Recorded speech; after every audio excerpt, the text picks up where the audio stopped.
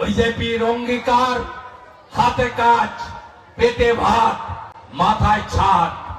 ভারতীয় জনতা পার্টির অঙ্গীকার, আমরা মা বোনেদের হাতে মে মাসে বিজেপি সরকার হবে প্রথম সপ্তাহে বা এপ্রিলের তৃতীয় সপ্তাহে। এপ্রিলের মধ্যে যদি বিজেপির সরকার হয়, 1 মে 3,000 টাকা ঢুকবে মহিলাদের অ্যাকাউন্টে। আর মে মাসে যদি বিজেপির সরকার হয়, 1 জুন ঢুকবে আপনাদের অ্যাকাউন্টে। শুধু মহিলাদের নয়, বার্ধক্য ভাতা, বিধবা ভাতা, দিব্যাঙ্গ ভাতা, তফসিলি ভাতা, তফসিলি উপজাতি ভাতা, লোকপ্রসার শিল্পী ভাতা, সব ভাতার ক্ষেত্রেই আগামী দিনে ভারতীয় জনতা পার্টি সংকল্পপত্রে যে কমিটমেন্ট ঘোষণা করবে সেটাই আমরা রাখব। বিজেপি সরকার আসলেই লক্ষ্মীর ভাণ্ডার বেড়ে হবে 3,000 টাকা। হ্যাঁ, এমনটাই বলছেন বিরোধী দলনেতা শুভেন্দু অধিকারী। এবং তিনি এখানে নন, একটা রেকর্ডিং আপনাদের শোনাবো, যেটা বিধানসভার রেকর্ডিং। কিন্তু আমি যতদূর জানি বিধানসভায় কোনো রেকর্ডিং হয় না। কিন্তু কি করে এই রেকর্ডিং আসলো ভাইরাল, এই রেকর্ডিং, যার জন্য আমি আপনাদেরও শোনাই। বিরোধী দলনেতা বিধানসভায়ও বলছেন এই লক্ষ্মীর ভাণ্ডারের কথা। শুনুন একবার। যতই করো আক্রমণ, বাংলা জিতবে সনাতন। 3,000 টাকা প্রতি মাসে বাংলার নারীদের থাকবে সুরক্ষা, বাড়বে আত্মসম্মান। 3,000 টাকা দেব, 3,000 টাকা দেব। যতই করো আক্রমণ, বাংলা জিতবে সনাতন। যতই করো আক্রমণ, বাংলা জিতবে সনাতন। যতই করো আক্রমণ, বাংলা জিতবে সনাতন। নমস্কার বন্ধুরা, বিরোধী দলনেতা শুভেন্দু অধিকারী বললেন বিজেপির অঙ্গীকার, হাতে কাজ, পেটে ভাত এবং মাথায় ছাদ, এটাই বিজেপির অঙ্গীকার। এবং তার সাথে সাথে তিনি বললেন যে যদি 1 এপ্রিলে বিজেপির সরকার বাংলায় হয়, তাহলে মে মাসে 1 মে মাস থেকেই 3,000 টাকা করে এই লক্ষ্মীর ভাণ্ডার পাবেন বাংলার মায়েরা। এবং যদি মে মাসে বিজেপির সরকার গঠিত হয়, জুন মাস থেকেই 3,000 করে পাবেন। এবং আমরা সকলেই জানি যে আমাদের রাজ্য সরকারের তরফ থেকেও কিন্তু এই যে লক্ষ্মীর ভাণ্ডার, এই লক্ষ্মীর ভাণ্ডারের যে ভাতা সেটা কিন্তু বৃদ্ধি পেয়েছে। এবং তার আগে জানিয়ে রাখি, বিরোধী দলনেতা শুভেন্দু অধিকারী গতকালই বীরভূমের যে একটি সভা করেছিলেন, সেই সভা থেকে এই বক্তব্যগুলি দিয়েছেন। বিজয় সংকল্প এবং পরিবর্তনের লক্ষ্যে এই সাংগঠনিক সভা। তো আমি আপনাদের বলতে চাই যে বর্তমান আমাদের রাজ্য সরকার কিন্তু পশ্চিমবাংলার যে মায়েদের লক্ষ্মীর ভাণ্ডার, সেই লক্ষ্মীর ভাণ্ডারের প্রকল্পে 500 টাকা বৃদ্ধি করেছেন। এবং তার সাথে সাথে লেখা দেখুন যে সাধারণ শ্রেণীর মহিলারা পাবেন 1500 টাকা, তপশিলি জাতি ও জনজাতিভুক্ত মহিলারা পাবেন 1700 টাকা। এবং এই লক্ষ্মীর ভাণ্ডারের ভাতা বৃদ্ধি করেই রাজনৈতিক যে একটা রণকৌশল, সেই বিরোধী দলনেতাও কিন্তু একই সুর বলছেন। এবং তিনি আবার বলছেন যে যদি বিজেপি সরকার আসে, তাহলে এই লক্ষ্মীর ভাণ্ডার 1 লাফে 3,000 করে হয়ে যাবে। ভাবুন, পশ্চিমবাংলার রাজনীতিতে আমি এটা বলতে চাই ব্যক্তিগত মতে,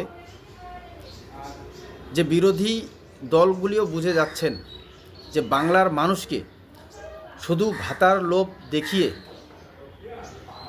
নানা রকম স্কিম, নানা রকম ভাতা, এই ভাতার লোভ দেখিয়েই আগামীতে সরকার আসতে চাচ্ছে। এবং যে সরকার এখন পর্যন্ত আমাদের আছে, সেই সরকারও ভাতা বৃদ্ধি করে পশ্চিমবাংলায় তার ক্ষমতা আগামীতেও রাখতে চাইছেন। তবে আমি বলবো যে আমরা সাধারণ মানুষ পশ্চিমবাংলার সাধারণ জনগণ আমরা কি প্রতিনিয়ত এই ভাতা নিয়েই বেঁচে থাকব? আমাদের কর্মসংস্থান এবং আমাদের স্বাস্থ্য, আমাদের শিক্ষা, এসবের উন্নয়নের কথা আদতে নেতারা কি বলবেন না? সে রুলিং পার্টির নেতাই হোক অথবা বিরোধী পার্টির নেতাই হোক, কেউ কিন্তু আমাদের স্বাস্থ্য এবং শিক্ষা নিয়ে খুব একটা মাথা ব্যথা নেই। কেন বলছি আমি? কারণ কিছুদিন আগেও আমি যেটা দেখলাম যে আমাদের কেন্দ্রের গৃহমন্ত্রী অমিত শাহ তিনিও আসলেন শিলিগুড়িতে, এবং শিলিগুড়িতে তিনি অনেক ভাষণ দিলেন, কিন্তু ওনার ভাষণের মধ্যে আমাদের উত্তরবঙ্গের একমাত্র স্বাস্থ্য প্রতিষ্ঠান বা স্বাস্থ্য পরিষেবা যে সাধারণ মানুষ পায়, উত্তরবঙ্গ মেডিকেল কলেজ ও হাসপাতাল, সেইটি নিয়ে কিন্তু কোনো কথা বললেন না। কেন বললাম? কারণ আমরা সকলেই জানি যে উত্তরবঙ্গ মেডিকেল কলেজ ও হাসপাতালে একটি সুপার স্পেশালিটি ব্লক তৈরি করা হয়েছিল। এবং কেন এই সুপার স্পেশালিটি ব্লক? উত্তরবঙ্গ পেপারে একাধিকবার সেই সুপার স্পেশালিটি ব্লকের কথা বলছে এবং লিখছে, কিন্তু আমরা জনসাধারণ, ওই যে আমি বলছিলাম এর আগে, আমরা কিন্তু সংবাদপত্র খুব কম পড়ি, এবং আমরা এই কোথায় ভাতা, কোথায় মানে কর্মশ্রী, সব ভাতা, এই সমস্ত ব্যাপার নিয়েই, লক্ষ্মীর ভাণ্ডার, এই সমস্ত ব্যাপার নিয়েই জনসাধারণ শুধু মেতে আছে। দেখুন যে এখন এই লক্ষ্মীর ভাণ্ডার বাড়ানো মাত্রই কিন্তু আবির খেলা চলছে চারিদিকে। আবির মায়েরা, এই লক্ষ্মীর ভাণ্ডারের মায়েরা আবির খেলায় মেতে গেছেন। কেন? দিদি ভাতা বৃদ্ধি করে দিয়েছে।